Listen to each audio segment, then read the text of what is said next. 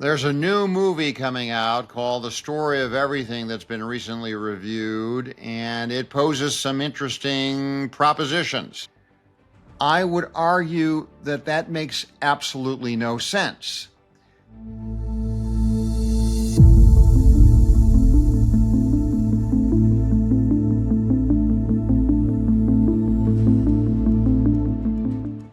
There's a new movie coming out called The Story of Everything that's been recently reviewed, and it poses some interesting propositions. This is Steve Gibson reporting. Please accept my acknowledgement of Tiger Logic in terms of their production value for all of these podcasts. I would recommend them to anybody. Back to The Story of Everything. Apparently, this movie that has recently been reviewed attempts to deal with some basic questions of our existence and how we came into being, how the universe came into being as well. And apparently, this movie is a documentary that attempts to advocate a position that there was a prime mover, that there was some godly creator that's out there, that the universe could not have come from nothing, and therefore there must have been a prime mover. Well, that kind of begs the question, doesn't it? Where did the prime mover come from? In other words, the very answer that The Story of Everything appears to give then requires us to ask the same question to that answer. Independently, then the question becomes, who or what is this prime mover? And is there any religion currently in existence on the planet Earth that answers that question better than any other religion? Is one sect of the Christians correct? Are the Jews correct? Are the Muslims correct? And so on. Those are absolutely critical questions to ask as well. The other questions that need to be answered are, then what is the ethical construct that we are to follow? If we don't have an answer as to which religious belief is superior to another, then how are we going to get guidance with respect to what is right and wrong? Is the golden rule correct? Are the teachings of Islam correct over the teachings of Christianity to the extent that they diverge? To me, these are the more serious questions that need to be asked. Another question that needs to be asked is, what are the attributes of this prime mover? Is this prime mover all-powerful and all-knowing? And if the answer held by those asking the questions is yes, that this prime mover is all-powerful and all-knowing, then do we have free will? Well, many of those who believe that that God is all-knowing and all-powerful also contend that we have free will, meaning that we're able to make our own life choices. I would argue that that makes absolutely no sense. If God, as those believe that being to be, is all-knowing and all-powerful, particularly all-knowing, omniscient, then God would know even before creating you what you're going to do. And if God knows what you're going to do, then you have no autonomous choice in the matter. Because God already knew what you were going to do. Let's take an example. Let's say God creates creature A, and then God turns around and creates creature B. And then a moment later, after creature B matures, creature B turns around and creature A. And God says, why did you do that? Why did you creature A? Excuse me. And then creature B says, well, wait a second, God. You are all-knowing. You knew before I even was created that I was going to creature A. Why are you complaining? Why are you accusing me of doing something wrong when you created me? In fact, you created me to creature A. Because even before you knew that I was going to be, well, even before I was created, you knew that I was going to creature A. What is God's response to that discussion? Well, those who advocate free will are suggesting that somehow magically God has maneuvered the circumstance where he is in fact, or she is in fact all-knowing, but somehow has eradicated a level of knowledge to give us free will. If that's true, then God is not all-knowing. You can't have it both ways. You cannot have it a situation where then God, the perfect knowing creature that God is, somehow rips off a segment of God's perfection to become imperfect according to the definition of those that would define this prime mover, this God, is perfect.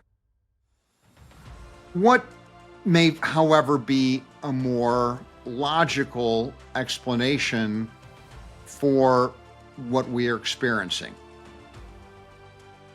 What appears to be more logical, whether it's scientific or not, will be certainly the subject of ongoing study. But what is more logical is that the universe is in fact infinite, that the discussion of what came before will never be ending, because there is always going to be something before that which is last known, because there's apparently no limitation on how far time goes back. And as such, this notion of a prime mover is fine so long as that prime mover is in fact infinite. And therefore, what is also perhaps more appropriate in terms of this analysis is that our beginnings in terms of the planet Earth may have very well been the subject of alien intervention, meaning that it seems foolhardy to believe that there are not, and were not alien cultures existing on other planets billions of years ago that maturated to the extent that we are somehow the offspring of those cultures. This helps explain the pyramids. It helps explain some of the gaps of Darwinian evolution that clearly exist. It certainly also explains the etymology of our language, how good and God appear to be phonetically similar, like devil and evil, how words like worship may have emanated from worship, which could have been associated with worshiping the aliens that came on their spaceships from outer space.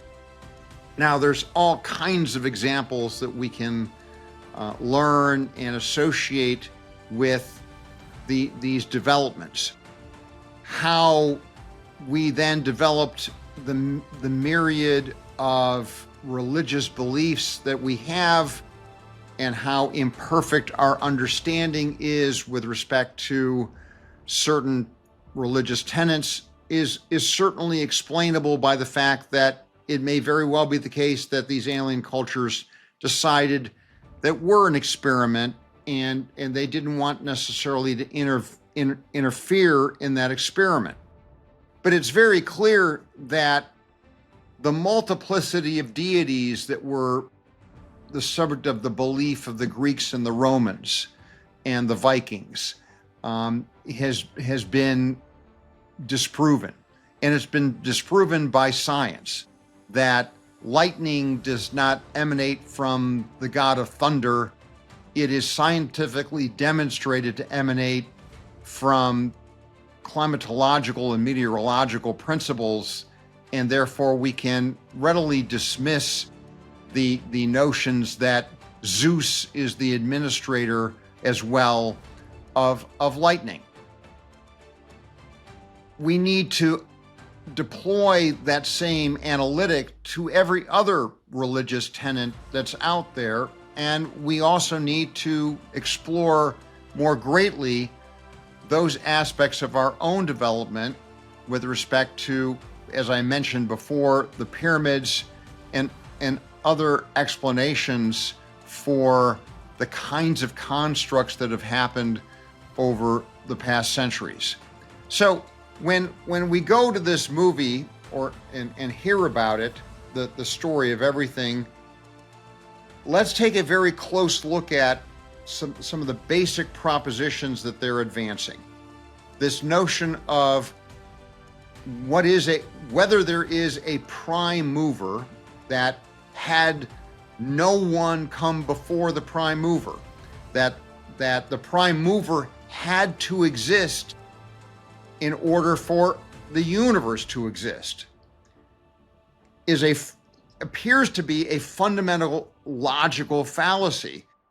Why wouldn't there then be an alpha mover before the prime mover? And why then are we going to attach to the prime mover certain attributes such as being all-powerful and all-knowing? Why couldn't there have been an imperfect prime mover? Why couldn't the prime mover develop along the lines of other prime movers and evolve? In fact, is the prime mover merely another entity that has evolved over time and continues to evolve over time? Why must there be a single prime mover? Why couldn't there have been a multiplicity of movers? And I'm not suggesting that we go back to the multiplicity of deities in the Greek and Roman regime with respect to those explanations, but it's certainly possible that there might have been a multiplicity of deities that the Greeks and Romans attached to various unscientific explanations, but had a foundationally good understanding that, perhaps like the Mormons, that there may be a variety of imperfect gods out there at some level that continue to be the subject of evolution through billions of years. That certainly seems to be a rational explanation that defeats this notion that there is a single prime mover out there that existed infinitely, and the universe sprang from that prime mover rather than the prime mover springing at some level, at some point in time, along with others, during the course of the history of the universe. That all having been said, I'm delighted that someone out there has advanced the cause and advanced the discussion that we're having with respect to these concerns. If we take a moment to examine the story of everything, if we take a moment to think about what is the aspect of God that we should believe in or should not believe in, that's a very important discussion for everybody to be thinking about. And it's vitally important, perhaps more than anything else, in terms of our discussion of what is right and wrong. I will submit to you that the golden rule is wrong. It's not do unto others as you would do unto yourself. It is don't assume that you can harm anyone else.